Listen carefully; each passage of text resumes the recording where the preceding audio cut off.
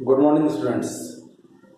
आज हम लोग चैप्टर 4 वुमेन रिप्रोडक्शन के कंट्रासेप्टिव्स के सेकंड सेक्शन को देखेंगे, जिसका नाम बताया गया है आर्टिफिशियल मेथड, यानी वैसे मेथड्स जो नेचुरल नहीं हैं, जिनके वुमेन के ज़रिए उस मेथड को डेवलप किया गया है, जिसमें कोई मीन्स, कोई डिवाइस, कोई दवा, कोई ड्रग्स लिया जाएगा और लेने के बाद उसकी एक्टिविटीज से जो प्रेगनेंसी है उसके कंसीवनेस को रोका जा सके।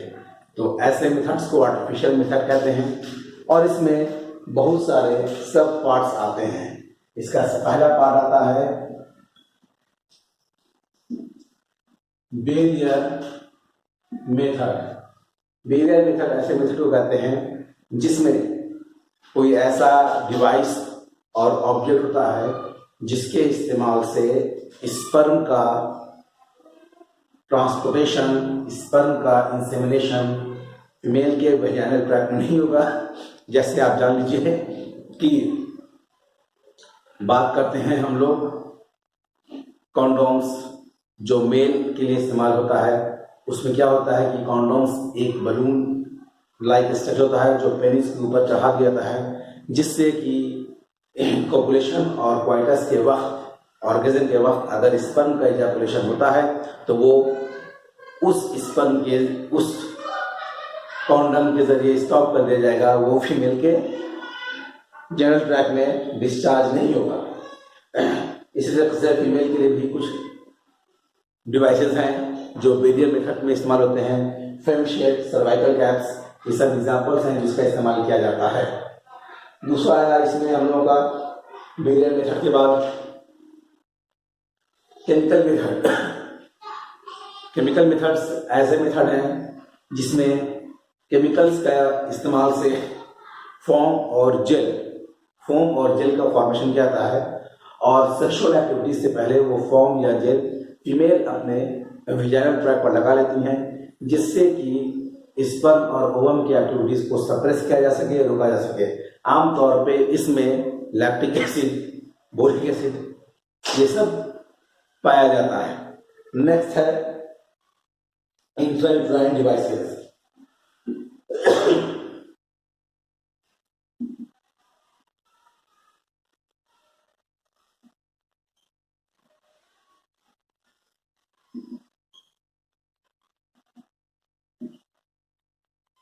केमिकल, उसके बाद यूट्राइन डिवाइसेस। इंट्रायूटेराइन डिवाइसेस में कुछ ऐसे केमिकल फॉर्म सब्सटेंस होते हैं जो फीमेल के बॉडी में इंजेक्ट कर दिया जाता है, जिसकी एक्टिविटीज से ओवुलेशन नहीं होता है, या ओवुलेशन जो होगा तो उसमें जो ओवम बनेंगे वो एबनॉर्मल या इनएक्टिव बनेंगे।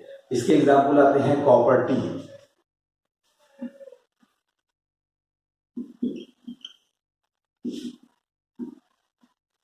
इसमें आ जाएगा कंडोम्स एग्जाम्पल में, इसमें आ जाएगा foam, jelly which contain boric acid, lactic acid. इसमें आ जाएगा हम लोगों का कॉपर टी। इंट्रायूटेराइन डिवाइस के बाद नेक्स्ट आता है हम लोगों का ओरल कंट्रासेप्टिव्स। ओरल कंट्रासेप्टिव्स ऐसे कंट्रासेप्टिव्स को बोलते हैं जिसमें ओरल पिल्स, कोई टिकिया या दवा ली जाती है। बहुत सारे टीवी पर एड्स दिए जाते हैं, माला डी शहद, ये सब ऐसे दवा है जो फीमेल्स इस्तेमाल करती हैं और उनमें ओवुलेशन की एक्टिविटीज को इससे रोका जाता है। अब मामला यहाँ पर यह आ रहा है कि इसमें मामला ये है कि जो 28 दिन का साइकिल होता है मेंस्ट्रुअल साइकिल, उसमें फर्स्ट 5 डेज, पहला 5 दिन छोड़ दिया जाए साइकिल का, उसके बाद से ये दवा 21 दिन तक लगातार लेनी होती है। अगर कोई दवा एक दिन लागा हो जाता है तो उसके अगले दिन दोनों दवा ले लिया जाता है ताकि ओवुलेशन ना हो पाए। ओरल पिल्स में ओरली दवा दिया जाता है, आमतौर पर ये टैबलेट्स के फॉर्म पर पाया जाता है। नेक्स्ट आया हम लोगों का 6 नंबर, 1 2 3 4 नंबर में आया oral pills, ORAL oral pills. 5th number पे आया हम लोगों का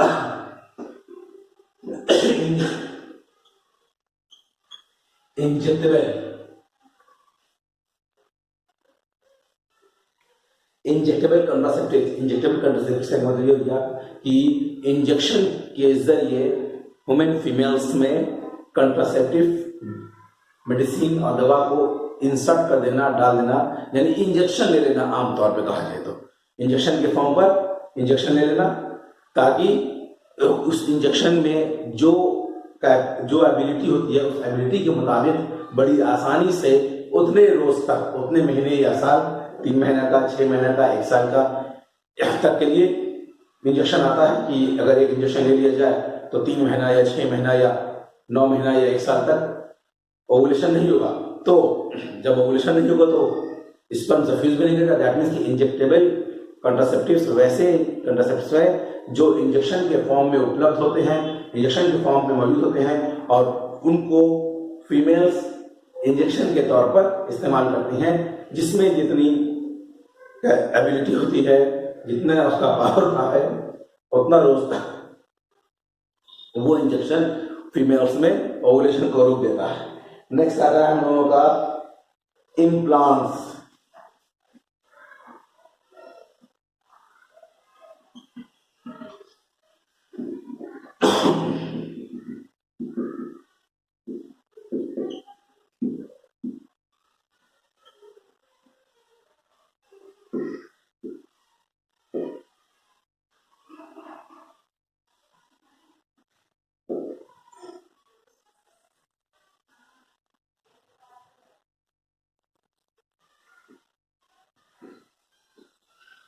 इम्प्लांट्स कहते हैं इसको है।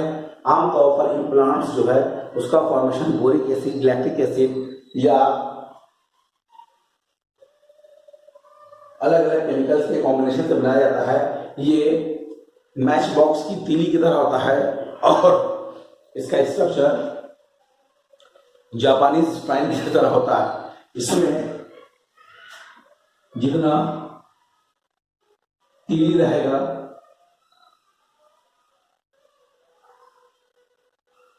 उतना साल तक या उतने महीने तक, केमिकल कॉम्बिनेशन में डिपेंड करता है, आमतौर पर ईयरली की बात कहते हैं, उतना साल तक या उतना महीने तक ये फीमेल्स में ओवुलेशन को रोक देगा।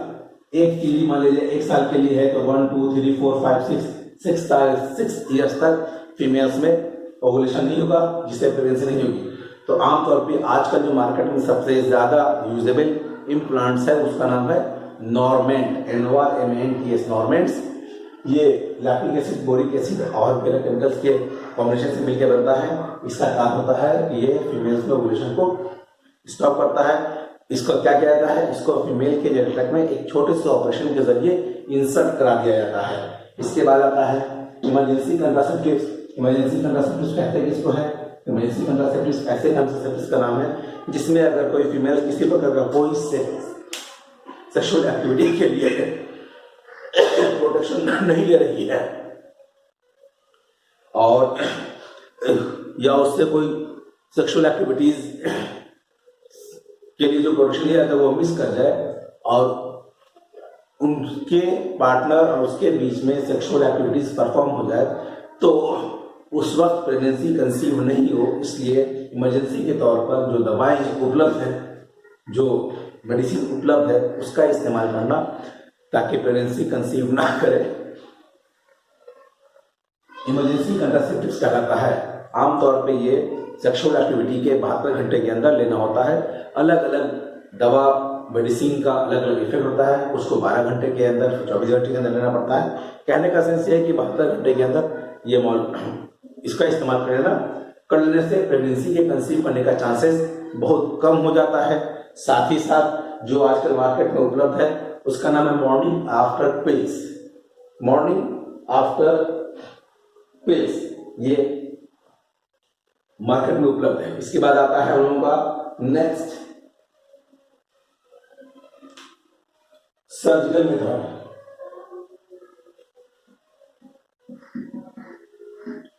सर्जिकल मेथड, सर्जिकल मेथड कहते हैं किसको है। सर्जिकल मेथड सबसे पहले जान लीजिए वैसा परमानेंट मेथड है जिसमें वुमेन मेल और वुमेन फीमेल्स में वो पैसेज जहां से स्पर्म और ओवम मेल में और फीमेल में रिस्पेक्टिवली पास करता है तो उस रास्ते को रोका जाता है, उस रास्ते को बैरिकेडेड कर देता है कि वहां से पास नहीं करेगा। इसका तरीका यह है कि ह्यूमन मेल में जो भाषा डिफरेंशिया होता है उसको कट कर दिया जाता है। जैसे मान लीजिए कि भाषा डिफरेंशिया का ऐसा स्ट्रक्चर होता है, एक ट्यूब लाइक स्ट्रक्चर ऐसे रहते हैं, तो बीच से काट दिया जाता था और काट करके यहाँ ब्लॉक और यहाँ ब्लॉक कर दिया जाता था, तो यहाँ से स्पर्म पास नहीं करेगा दोनों तरफ।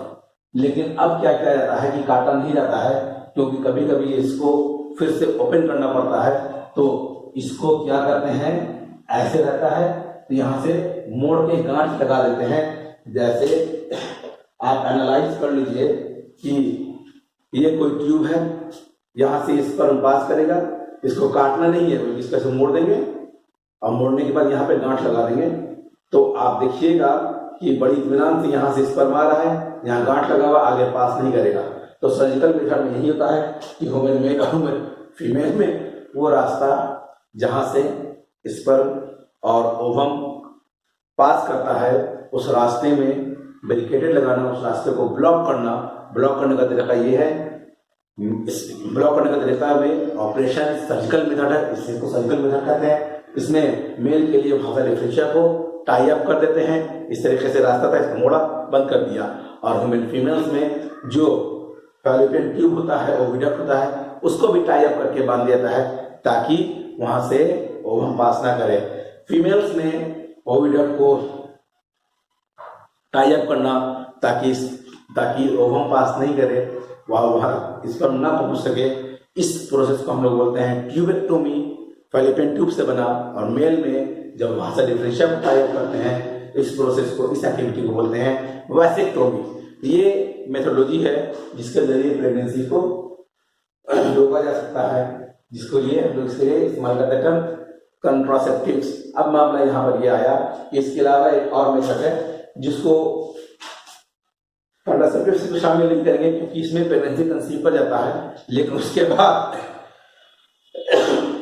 क्या कहता है कि उसमें बनने वाले फोइटस और बनने वाले जो ऑफस्प्रिंग होते हैं उसको हटाया जाता है, उसको हम बोलते हैं एबॉर्शन आम बोलचाल की भाषा में, जिसको मेडिकली हम लोग बोलते हैं MTP, medical termination of pregnancy. इसमें बहुत सारी वजह होती है। अगर कोई फोइटस का डेवलपमेंट किसी फीमेल्स में हो रहा, किसी फीमेल की बॉडी में हो रहा है और वो फोइटस फिजिकली या मेंटली एबनॉर्मल डेवलप कर रहा है, तो उसको एबॉर्ट करा दीजिए, उसको हटा दिया जाए ताकि वो इस दुनिया में पैदा हो। तो अगर उसी हालत में वो पैदा हो जाएगा तो उसको अपनी जिंदगी गुजारना बहुत मुश्किल हो जाएगा।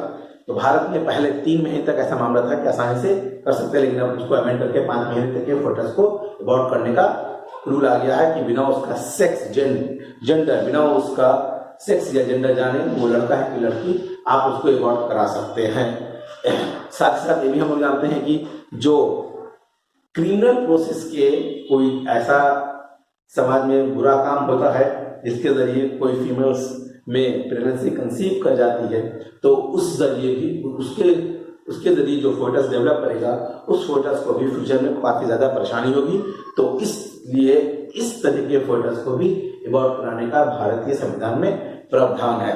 यानी कि अनवांटेड सेक्सुअल एक्टिविटीज के वजह कर अगर कोई फोइटस कंसीव कर जाता है तो उस फोइटस को 3 महीने या 5 महीने के अंदर में आसानी से एबॉर्ट कर दीजिए। 3 महीने के अंदर में एबॉर्ट करने से माँ के बॉडी पर कोई असर नहीं पड़ता है बुरा, जबकि 5 महीने के अंदर में एबॉर्ट करने से माँ के शरीर पर असर पड़ सकता है। इससे जरूरी होता है कि उसको पहले करा ले जाए, ज्यादा बेहतर होगा।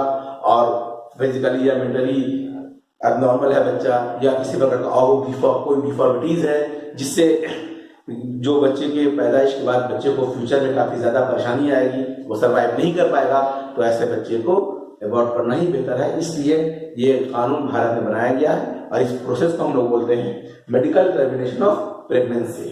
साथ ही साथ ये भी जानना होगा कि हम जो बताया जा रहा है इसमें कि जितने भी आर्टिफिशियल मेथड है उनके इस्तेमाल से क्या होगा, तो बेसिकली ये बताया जाता है कि अगर कोई आर्टिफिशियल मेथड इस्तेमाल कर रहे हैं तो आर्टिफिशियल मेथड में किसी प्रकार का कोई साइड इफेक्ट नहीं होना चाहिए। लेकिन ये जान लीजिए कि कोई भी आर्टिफिशियल मेथड किसी भी काम के लिए इस्तेमाल किया जाए उसके कुछ ना कुछ साइड इफेक्ट होते ही हैं। तो उसी तरीके से आर्टिफिशियल मेथड में अगर इस्तेमाल किया जाता है कंट्रासेप्टिव तो उसके कई साइड इफेक्ट्स हैं। पहला साइड इफेक्ट है abdominal pain,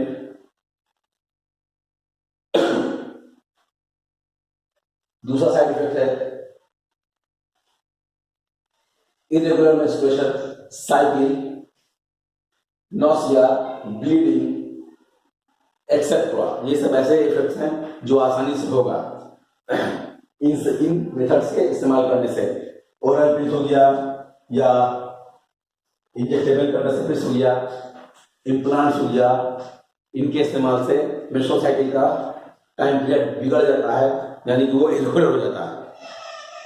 barrier method, chemical method, जलन होना उस इलाके में जहाँ बस उस प्लेस पे जहाँ पे इसका इस्तेमाल किया जा रहा है, पेट में दर्द होना, कभी कभी मेंस्ट्रुअल फ्लो 1 महीने में 2 बार हो जाए, 3 बार हो जाए, कभी कभी 3-4 महीने तक नहीं हो, ये सब एक्टिविटीज पाई जाती है। तो ये सब इसके साइड इफेक्ट्स हो गए। अब इसमें आता है एक सेक्शन एमनियो AMNIOENTESIS एम्नियोटेंसिस। एम्नियोटेंसिस वो एक्टिविटी है जिसमें बॉडी के अंदर जिस फ्लूइड में फोएटस डेवलप करते हैं उस फ्लूइड को हम लोग बोलते हैं एमनियोटिक फ्लूइड। उस फ्लूइड को लेकर के चेक करना कि उसमें पलने वाले ऑफस्प्रिंग नॉर्मली डेवलप कर रहे हैं या उसमें किसी प्रकार का एबनॉर्मल है। और इस एक्टिविटीज से भी बच्चे के जेंडर और बच्चे का सेक्स पता चल जाता है। इसलिए इस एक्टिविटीज को करना भारत में गैर कानूनी है, भारत में बैन है। हाँ, जाहिर सी बात है, जब ये फोएटस जो है वो डेवलप जब कर रहा है हमारी बॉडी के अंदर तो वो फिजिकली और मेंटली फिट है या नहीं है, इसके लिए इसका टेस्ट होता है, लेकिन काफी अंतिम होता है, काफी ज्यादा रिकमेंडेशन के बाद होता है। और ये हर जगह नहीं होता है, बल्कि भारत के कुछ खास इलाके या कुछ खास हॉस्पिटल में होता है, जिसको सरकार की तरफ से इस टेस्ट को करने की मान्यता दी गई है। नहीं तो अगर ये टेस्ट कोई और सेक्शन के जरिए किया जाता है तो वहां सीधा सीधा कह सकते हैं कि वो गैर कानूनी है, वहां इस काम को करने के लिए उनको सजा भी होगी और जुर्माना भी होगा। अब हम लोग का टॉपिक आएगा सेक्सुअल ट्रांसमिटेड डिजीज। अब देखिए बाबू, सेक्सुअल ट्रांसमिटेड डिजीज की हम बात कर रहे हैं तो सेक्सुअल ट्रांसमिटेड डिजीज कहते हैं किसको है? The disease which is caused by sexual intimacy from an infected person to a normal person is called sexual transmitted disease.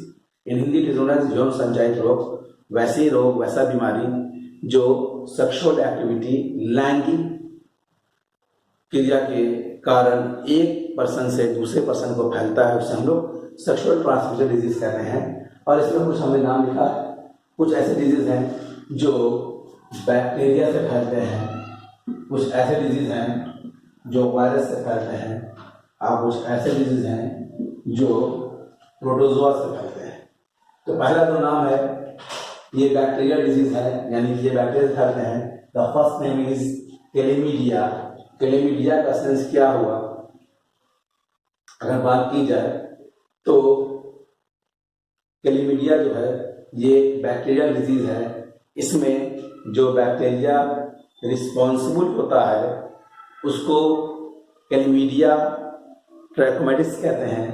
इसमें यूरेथ्राइटिस हो जाता है, दैट मीन्स कि येलो पस का सिक्रीशन होगा, रेक्टल पेन होगा एक्सेट्रा। दूसरा नाम है गोनोरिया। गोनोरिया भी बैक्टीरियल डिजीज है और इसमें मामला ये आता है कि इसके लिए जो बैक्टीरिया रिस्पॉन्सिबल है वो है नेसीरिया, NEISSERIA, नेसीरिया gonorrhoea.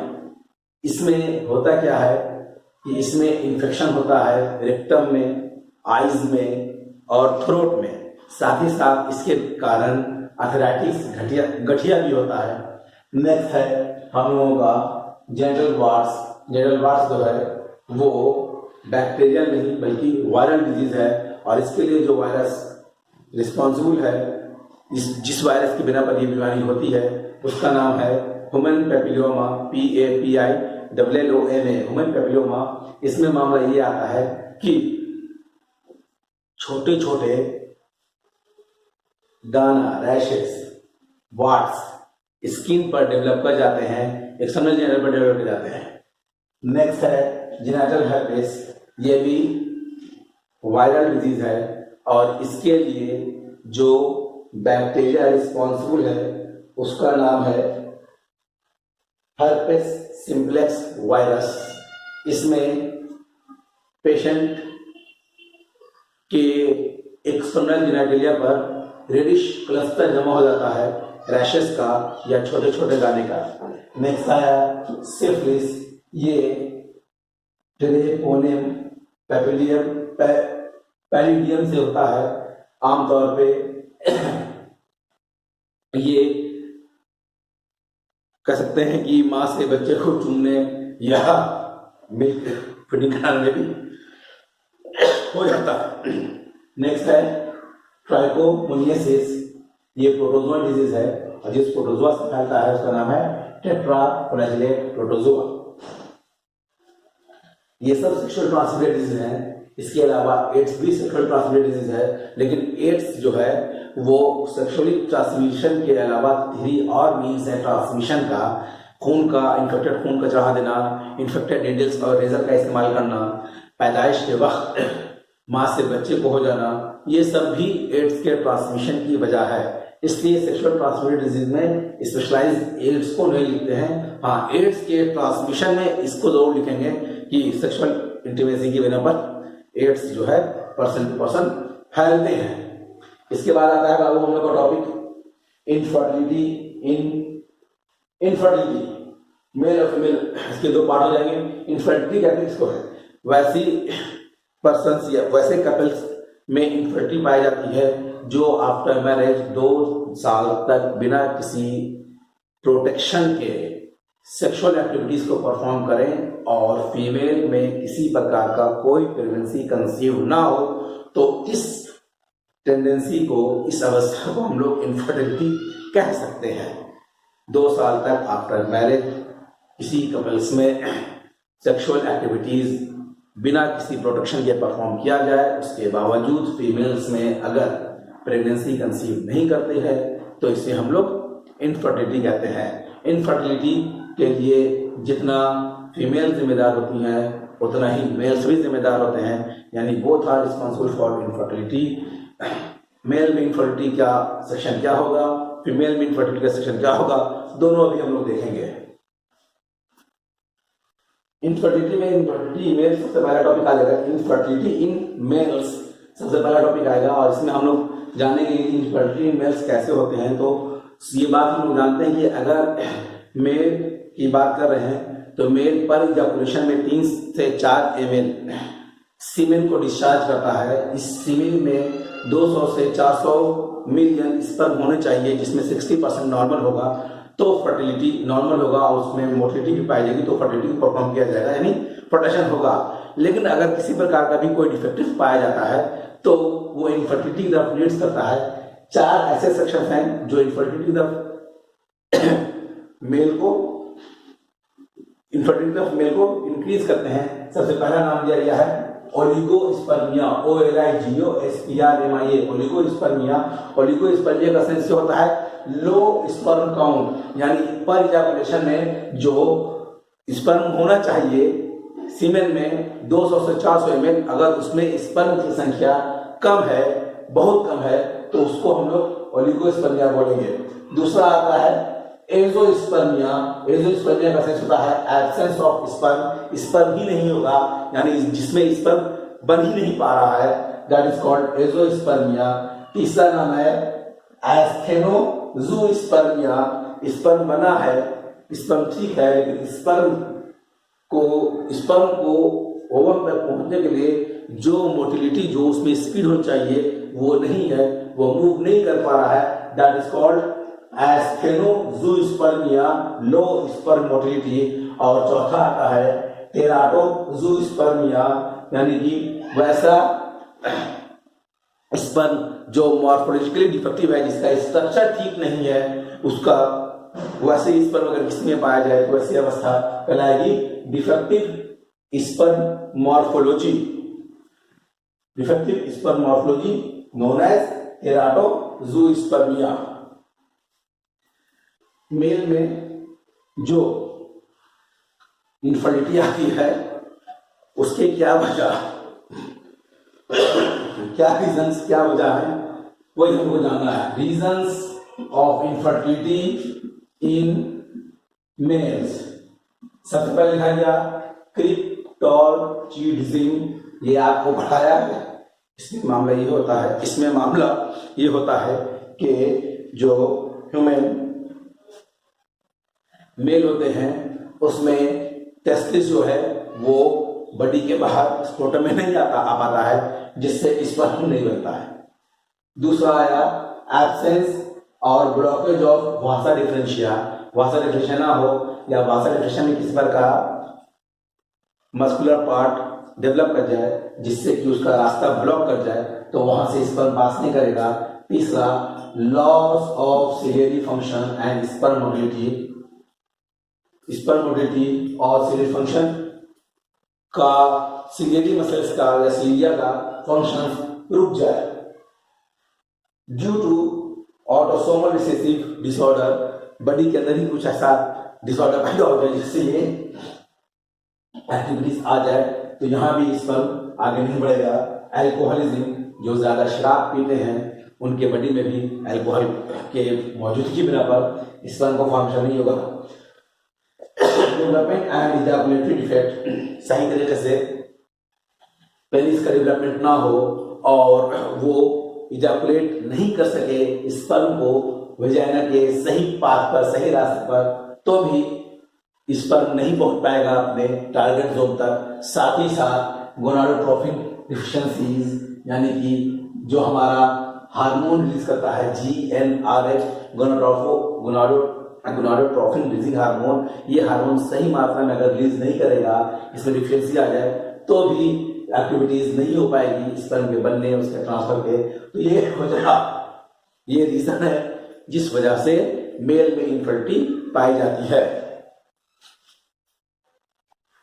Infertility in females की अगर बात की जाए, हम लोग जानते हैं कि फर्टाइल वुमेन उसको बोलते हैं जिनके बॉडी में हर महीने मेंस्ट्रुअल साइकिल फॉलो हो, और मेंस्ट्रुअल साइकिल फॉलो होने के दरमियान वो हर महीने एक ओवम का रिलीज करें ताकि उसके बाद की एक्टिविटीज को परफॉर्म किया जा सके। लेकिन अगर किसी फीमेल्स में इन एक्टिविटीज को परफॉर्म करने में किसी प्रकार का रुकावट आता है तो इस टेंडेंसी को हम लोग बोलते हैं इनफर्टिलिटी इन फीमेल्स। और इसके दो मेन डिजीज हो सकते हैं।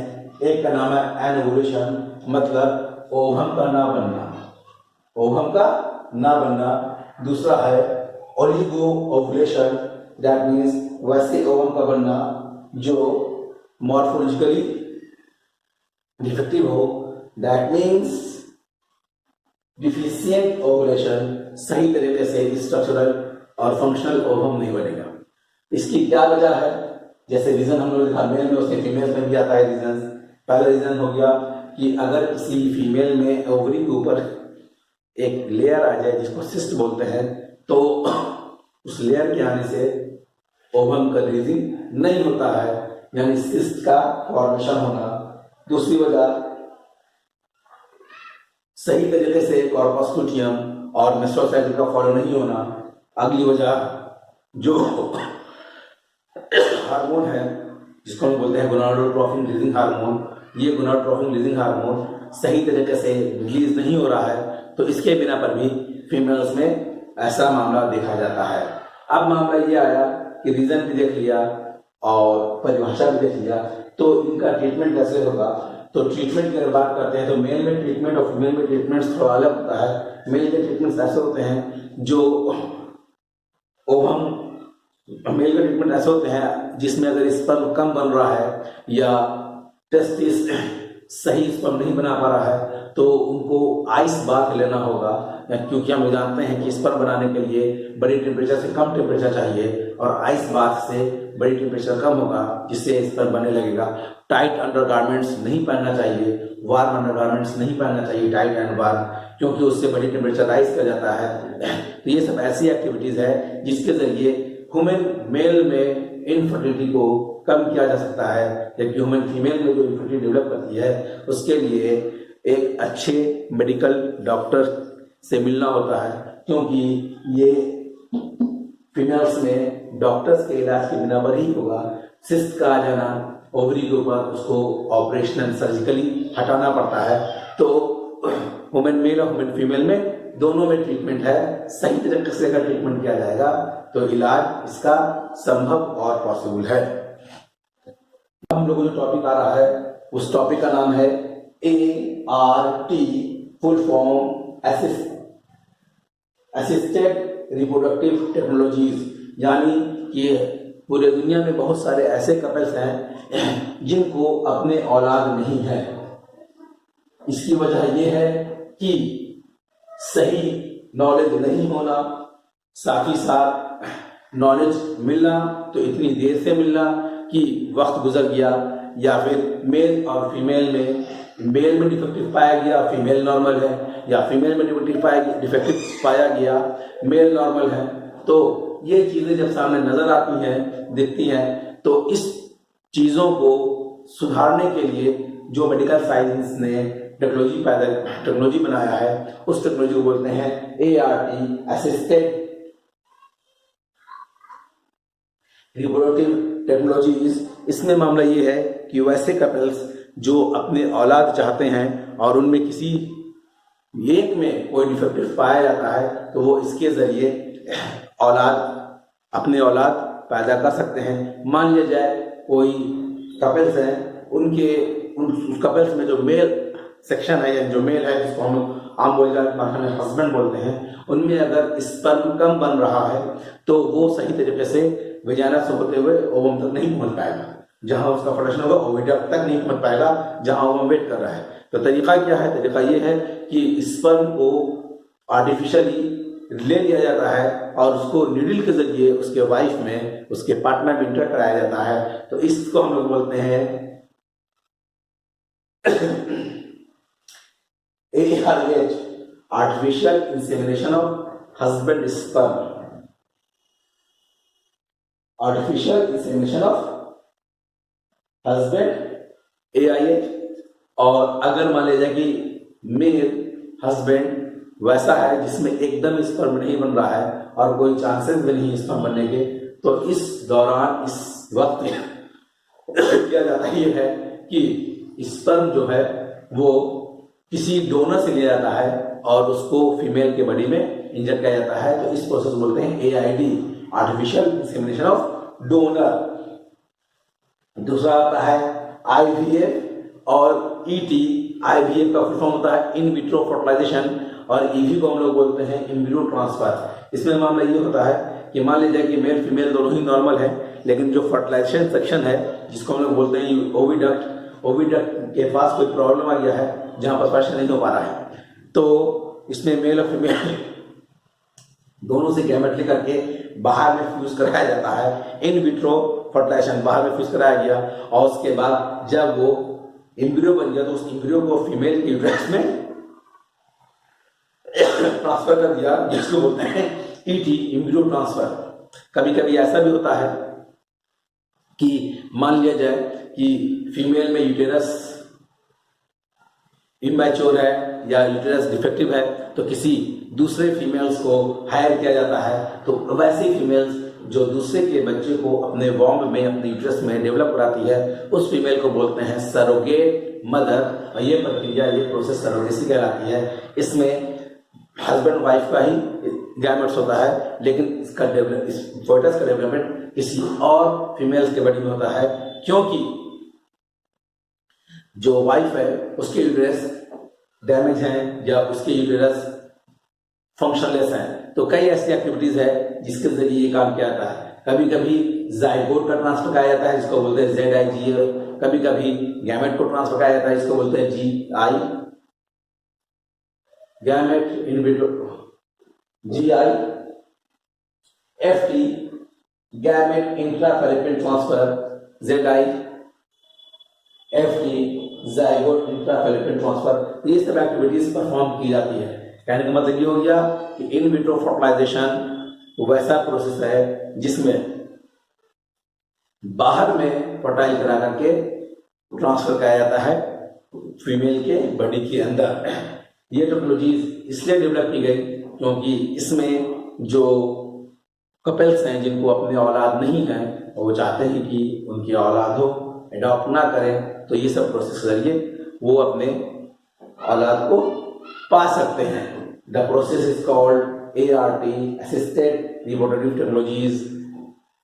अब ये एक्सरसाइज भी खत्म हो गया, नेक्स्ट एक्सरसाइज हम लोग शुरू करेंगे, यानी यूनिट 1 का चारों चैप्टर खत्म हो गया है। आप लोग इसका नोट्स भेज चुके हैं, पूरा कीजिए, इससे कि जिस दिन इस कोचिंग खुलेगा, जिस दिन आप और हम आमने सामने होंगे, उस दिन हम कंप्लीट नोट्स देखेंगे और उसमें हम ये नहीं सुनेंगे कि आप हमको कहा कि नहीं समझ में आया।